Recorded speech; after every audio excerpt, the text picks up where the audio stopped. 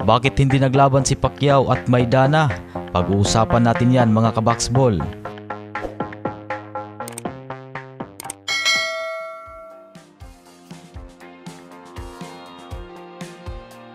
Taong 2013 matapos manalo si Marcos El Chino Maidana laban kay Adrian Broner, nasungkit ni Maidana ang titulong WBA sa welterweight. Ito nga po ang unang pagtiklop sa binansagang The Problem at dito din unang bumagsak. Napansin ni Maidana na napaka-epektibo ang kanyang estilo laban kay Broner, kaya naman maging effective din ito para kay Mayweather. Kung saan nga ay parihas ang estilo ni na Broner at Mayweather, magkaiba lamang sila sa ring IQ. Mas mabilis pa rin ang galawan ni Floyd kumpara kay Broner. Taong 2014, nabigyan ng pagkakataon si Maidana para makaharap si Mayweather kung saan ay ito ang unification ng dalawang titulo, WBA, WBC, The Ring.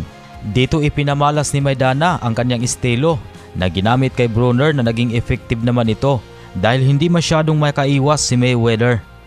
Counter at depensa ang madalas tinatrabaho, kaya sa pool ng solid punch si Mayweather. Tumagal ng hanggang 12 rounds ang sagupaan. Majority decision, Floyd. Panalo si Mayweather via majority, ngunit naging kontrobersyal.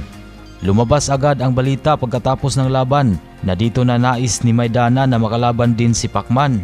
Kung hindi makuha ni Maidana ang pangalawang rematch kay Mayweather, kaya si Pacman sana ang pinupuntirya dahil ito daw ang isa sa pinakamagaling. Sa panahong ito ay kalakasan pa daw ni Maidana, may kakayahan na makipagsabayan kay Pacman. Sabi pa na isang magandang laban daw anya ito, oras na matuloy. Kapwa palaban ang dalawa, hindi na daw kailangan ni Maidana na mag-adjust, basta banatan niya si Pacman gaya ng estilo niya.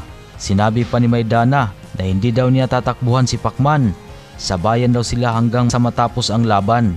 Ngunit hindi nga po ito nangyari mga kabaksbol dahil hawak ng top rank si Pacman, samantalang hawak naman ni Al Haymon si Maidana.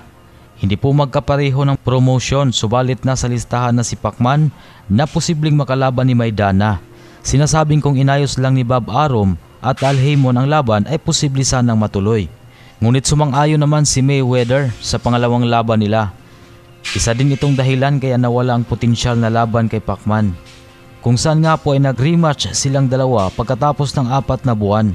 Natalo ulit si Maidana via unanimous decision at nabatid na ito ang huling laban ni Maidana. Kung hindi sana siya nagretiro, baka magkaroon ng posibilidad na tuluyang magkaroon ng laban kay Pacman.